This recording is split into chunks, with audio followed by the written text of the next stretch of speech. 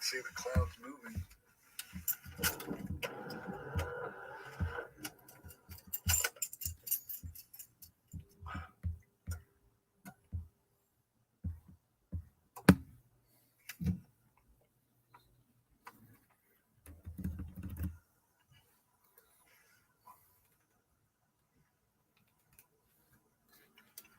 I can see it rotating. It is. How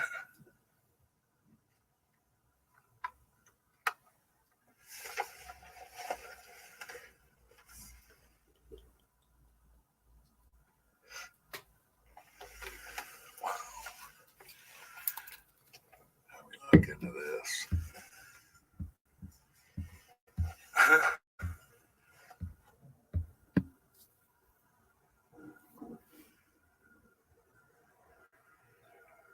Definitely getting the appearance of a wall cloud.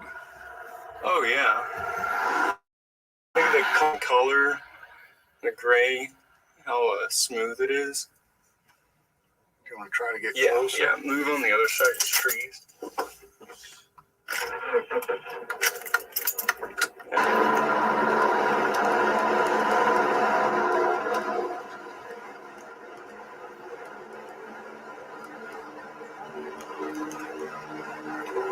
Yeah, might as well go right up to it.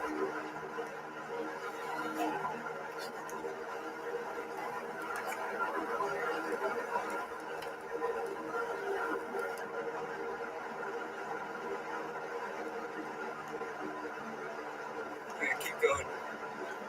There might be something on the ground already. Keep going. Yeah, hurry. Gun it. Gun it. Gun it. Gas.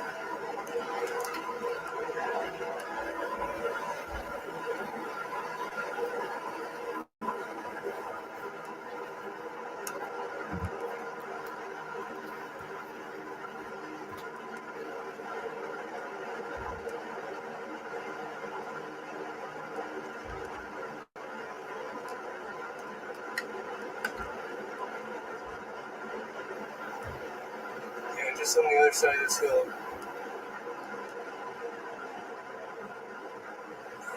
Okay.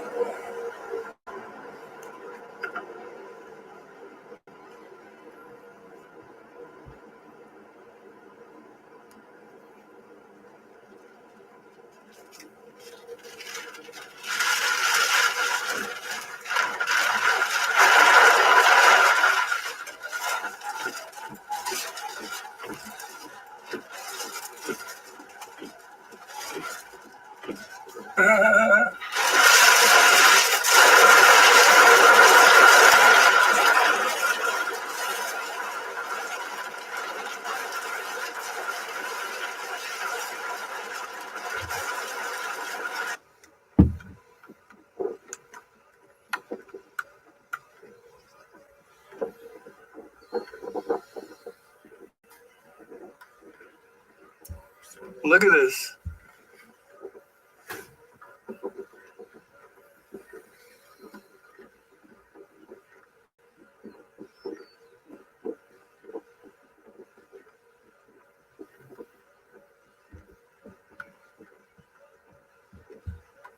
Can you turn the wipers off? Here's the structure. Oh.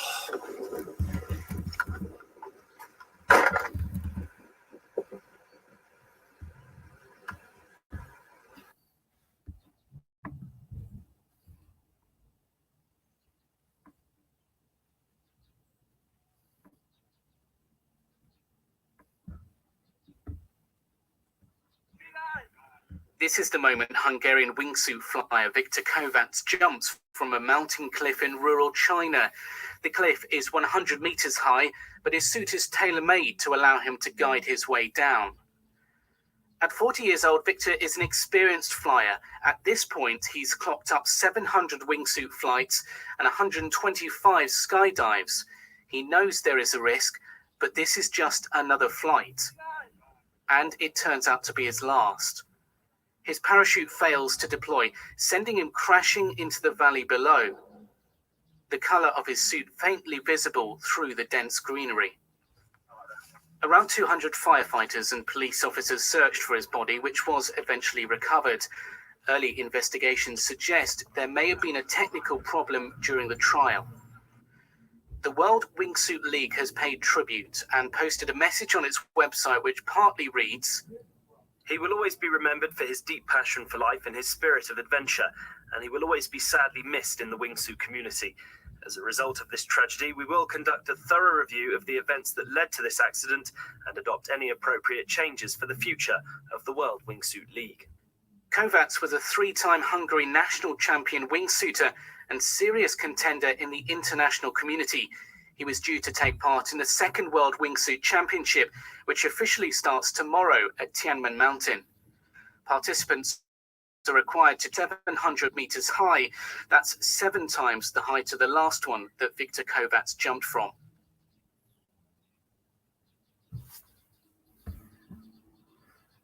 What?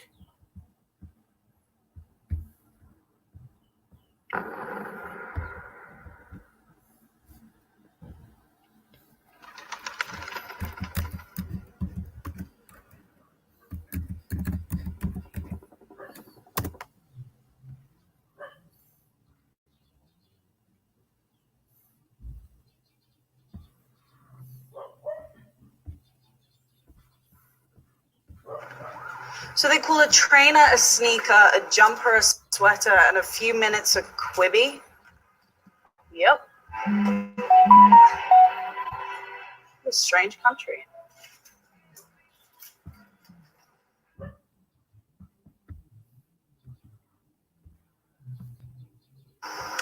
How's it going, everyone? So I'm pretty excited for today. I'm going to be doing some fly fishing for pike with some poppers that I recently tied up. Now I'm going to show you guys how I tie the poppers up, so hopefully you guys can tie them up for yourself. And then of course I'm going to take them out and try to catch some big fish on them. So I'm really excited. I've only fished this spot once before, and I actually did not do that great, but I found some water that looks really good, and I think probably has some big fish around it. So I'm going to try it out again today and hopefully find those big fish. I'll catch you guys at the first spot. Hopefully it turns out to be a good day.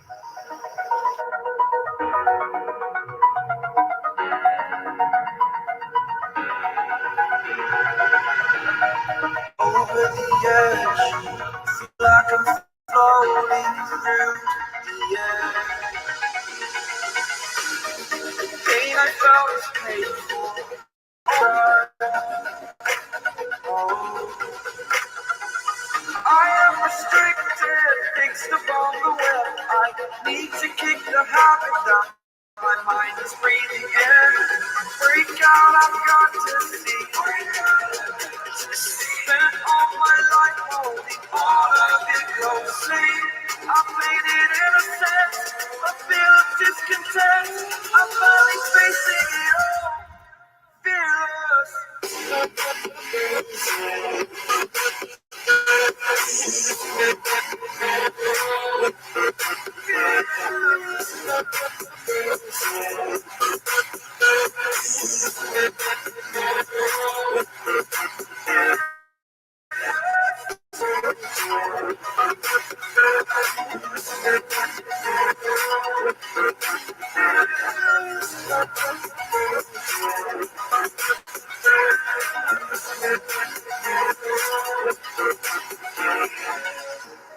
burning the bridge that keeps us.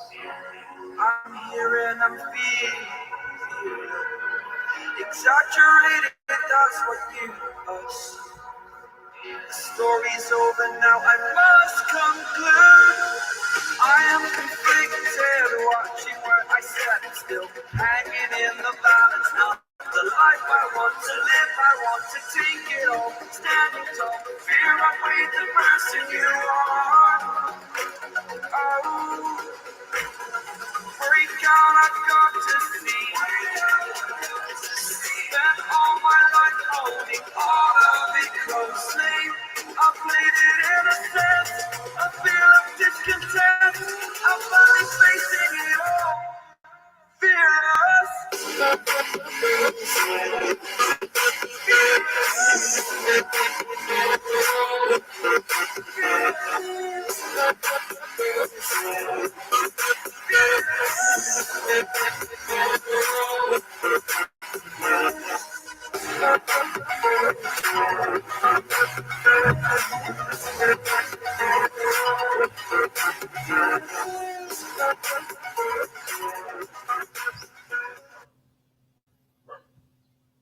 So sorry, sir. Your table isn't quite ready. It's fine, dude. Do you know how long it's gonna be? Just a quickie, Mr. Chance. The rapper, Mr. The Rapper.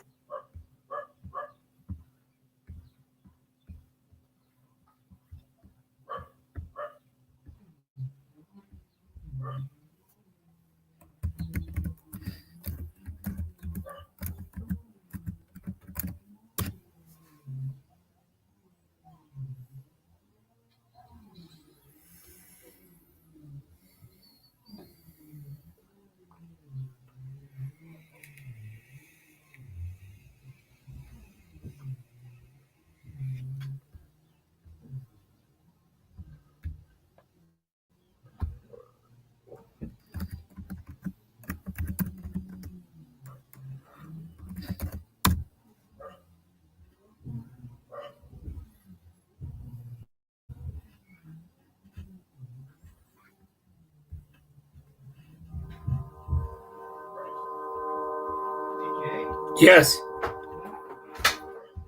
You want to cook those on the grill? It really doesn't matter to me. Oh, you said you wanted to. Well, I go, oh, there's pre-made burgers, so I'm on the. I'm just watching how to tie pike fly videos. Oh, it wouldn't be till later anyway. Yeah, no, I couldn't care less. I really couldn't.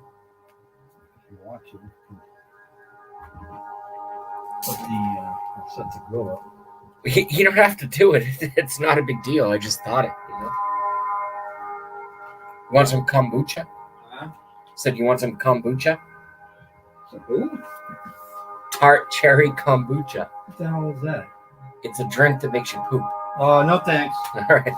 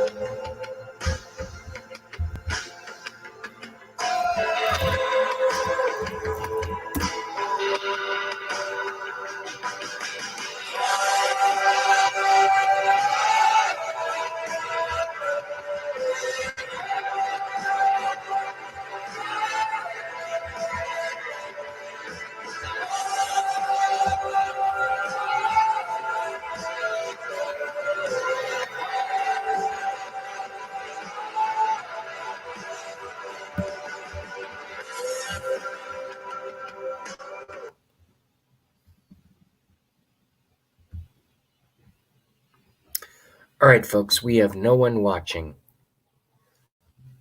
I'm a little surprised. I usually have an audience, whatever. We're going to go over this. Look at this. You type in building, what comes up? Building a house, building a gaming PC, building an underground house, building a lightsaber. Oh, God. Why did I click on that?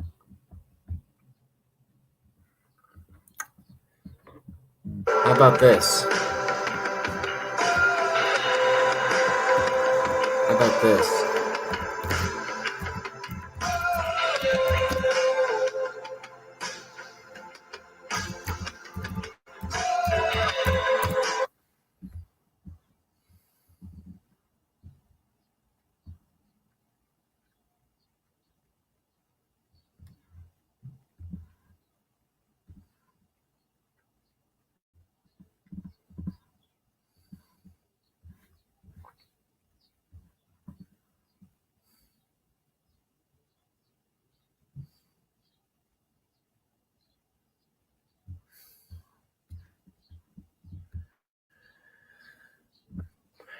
Oh, wow, I have someone watching. I hope it's someone cool. Here we go. This is the horse shit.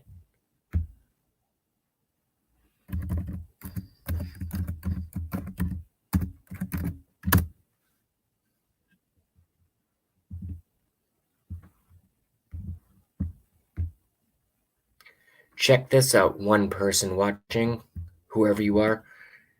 I'd love to see who you are in the chat room as I take a sip of my kombucha, which basically causes diarrhea, but in a good way. In a good way. All right, so.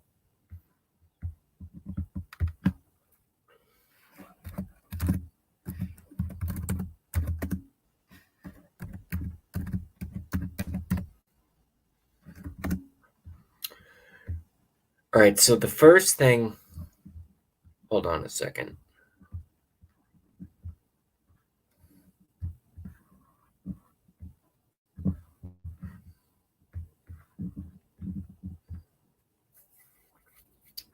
All right, so the first thing that we notice when I type in Building 7 collapse, nothing shows up in the suggested videos. Here comes the train.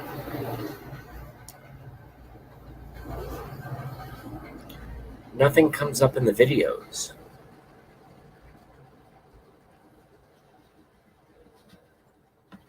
Look, even this right here. San Francisco high rise is sinking and leaning 3 years ago. 2.1 million views.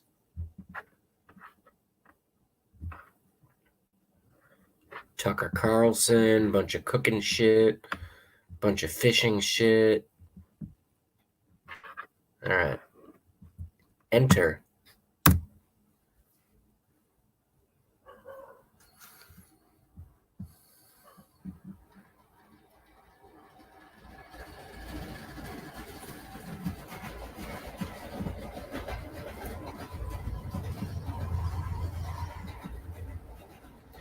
This computer simulation explains how the Twin Towers fell.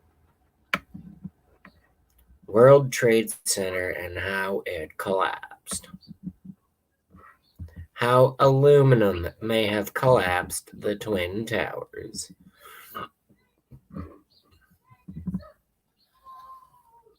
Twin Towers collapse video released.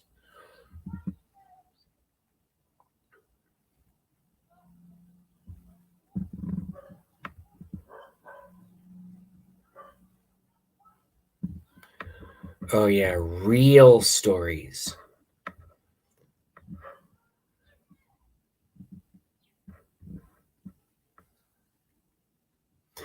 I agree with this. Trump repeats controversial 9/11 claim.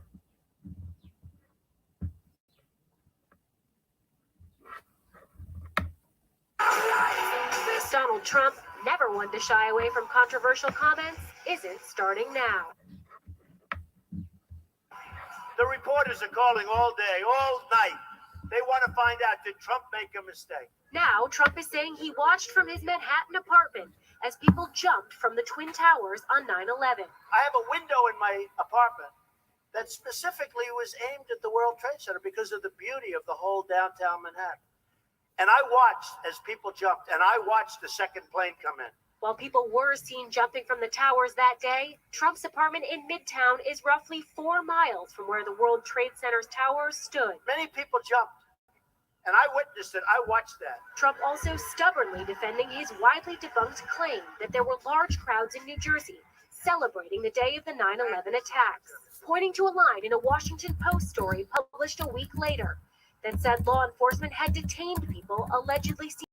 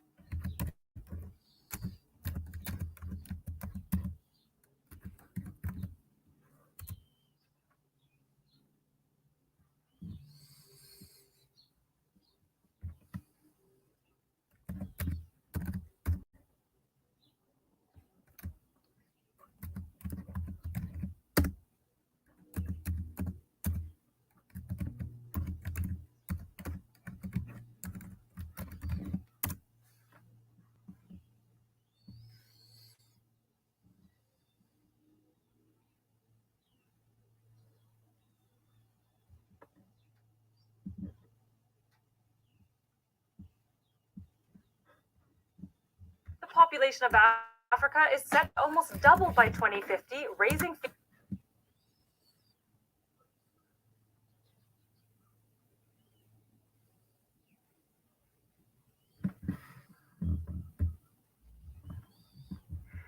Let's go to a couple questions that we've actually received since we started the webcast. The first is on population growth. And the question is, one of our most pressing issues is population growth. How do you expect this to be addressed? Well, the population growth issue at the global level is not that daunting. That is, the population percentage-wise is growing slower today than in the past. And so it will actually peak out. The problem is that the population is growing the fastest where people are less able to deal with it. So it's in the very poorest places that you're going to have a tripling in population by 2050. And so their ability to feed, educate, provide jobs, stability, protect the environment in those locations mean they're faced with an almost impossible problem. Northern Nigeria, Yemen, Chad.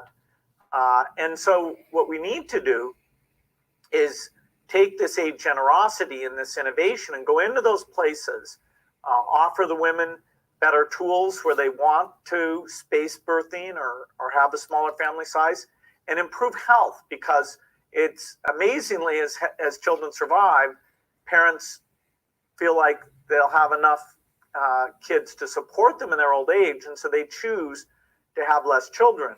Niger right now, it's still 7 children per family, whereas in the richer countries, you're often at a stable point of which is 2.1 or even less. And so it's really an acute problem in a certain number of places, and we've got to make sure that we help out with the tools now so that they don't have an impossible situation later.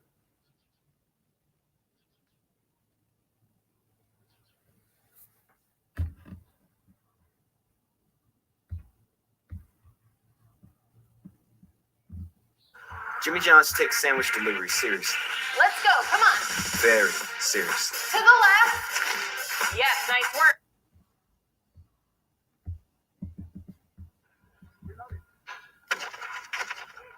Oh my God!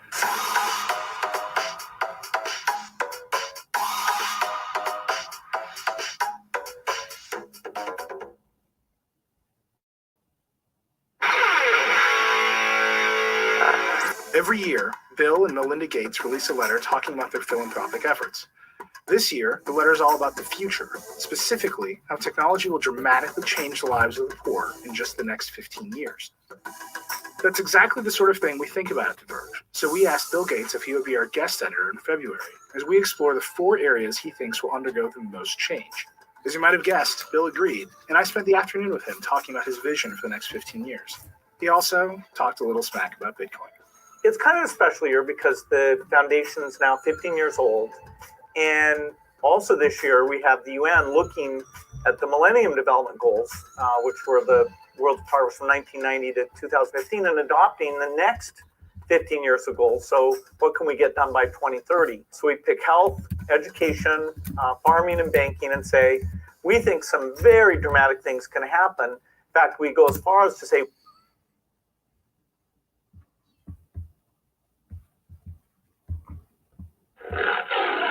C'est la brigade du tigre. You rolling? What happened on 9/11 is a phony, and we've never learned the truth about 9/11. The whole agenda is to create a one world government where everybody has an RFID chip. All money is in those chips. And this is getting me straight from Rockefeller himself. This is what they want to accomplish. Yeah, and what do you think women's liberation was about? We, the Rockefellers, funded that. We funded women's lib. They do whatever they want to do. What we want doesn't matter anymore. It's their agenda, it's their plans that matter. They have all the money they want. They can make all the money they want. They have a machine that can make all the money. It's not about money. It's about control. It's about their vision of how they want to see the world. You hear George Bush saying democracy means freedom. No, democracy equals New World Order. I believe God put me on this earth to be the best person I could be, and put everybody on this earth to be the best they can be. You have to stand up for what's right in life. Unless you do that, you're nothing.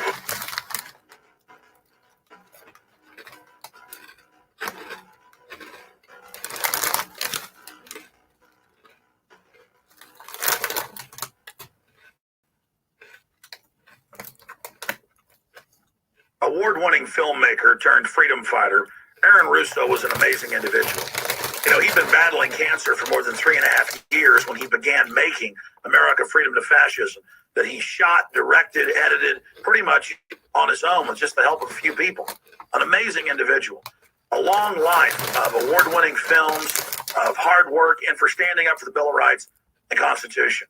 You know, when we first went and shot this interview, I put it out on the web for free. But parts of it have never been seen. So here today, you're going to have a chance to see the in-depth interview, the final interview with Aaron Russo. But his important work lives on. You know, he made one of the definitive films exposing the elite that control this nation and the world, the private Federal Reserve. And the information he put out 2 years ago rings more true today than ever. And his film, America Freedom to Fascism, and Mad as Hell, and the other great works he did, just continue like ripples in a pond to light bushfires in the minds of men and women everywhere. So this film is dedicated to the one and the only Aaron Russo. You rolling? I'm honored to be interviewed by Alex Jones, a truth seeker, fighting for justice. And I started and keep me all smiling.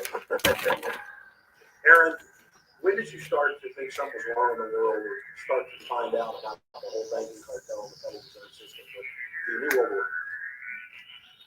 Well, that was a progression of events.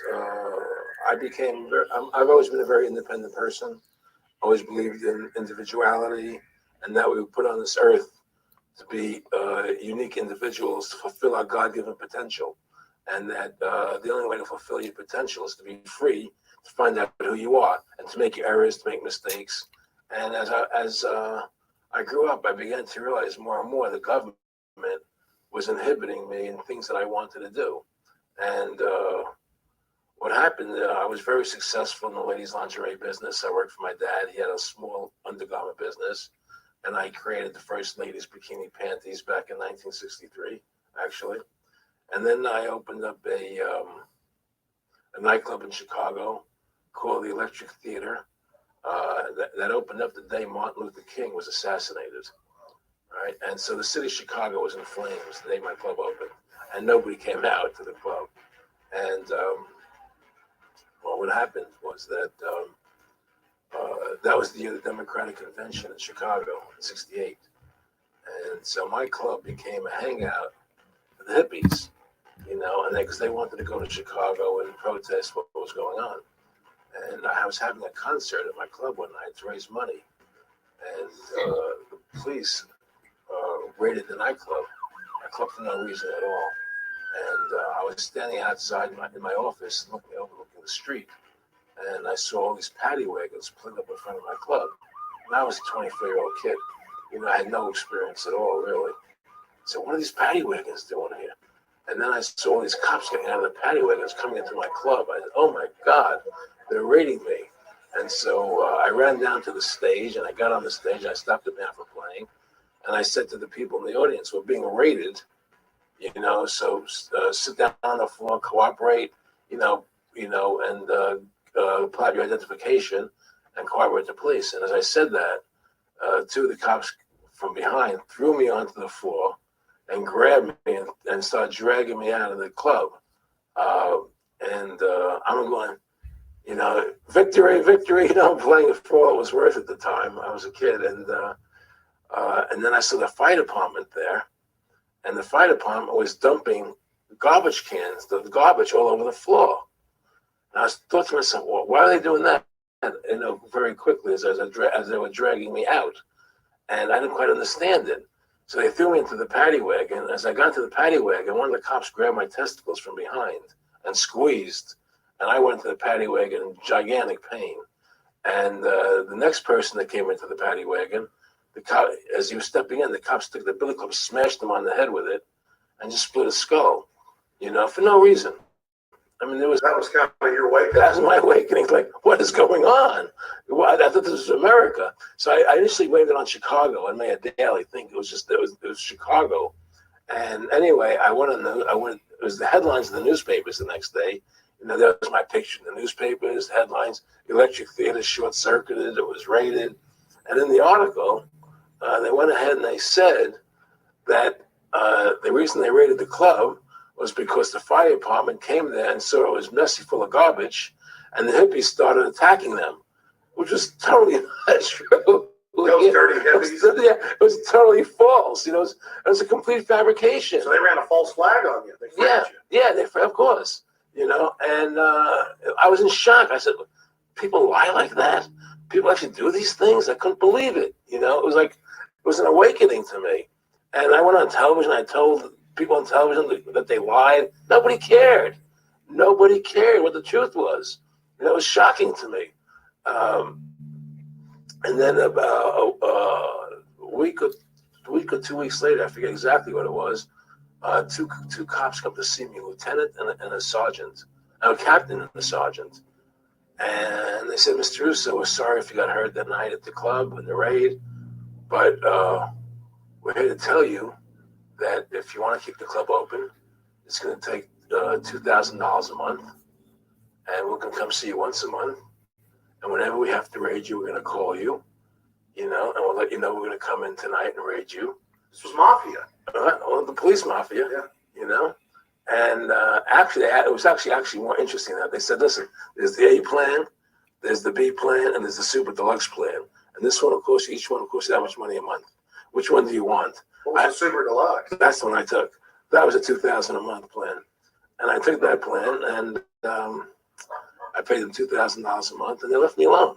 And whenever they were going to raid the club, they would come there. We're going to raid. We'd have a phony raid tonight, you know, just to look good for the people in the neighborhood, you know. So that was your first big education? That was my education into corruption in government, you know. But I really thought that was basically Chicago. I didn't realize it was the whole country was like that. And so that was my wake-up call, that people lie and cheat and steal. And I thought everybody was always honest and nice and decent. And I had no idea about any of these things. Well, what happened with me was that they finally one day they came to me and they said, look, we can't take your money anymore. I said, why, what's up? What's going on? I said, we have to close your club. This election's coming. And the aldermen in the neighborhood don't want you open anymore. So we can't take your money. So I had to go to court and fight them. And they were trying to close the club. And then one night there was a fire. And the club never reopened again. The club just closed. And that was the end of the club. And they burned me down. And that was the end of my experience. And then I moved back to New York, where I met Bette Midler. And I ran into her at a little nightclub she was playing called the Improv. And I thought she was fabulous. And through a series of events, I began managing her. And as soon as I started managing her, her career took off like a rocket. You know, just fortuitous, I guess. And we became very, very successful. And through managing Bette, I started producing shows on Broadway where I won the Tony. And I produced a television show where I won the Emmy with Dustin Hoffman and Bette, you know. And then I produced The Rose for her, where she got Academy Award nominations. And then that led me to producing Trading Places, which everybody knows. You know, I think it's the best Eddie Murphy movie.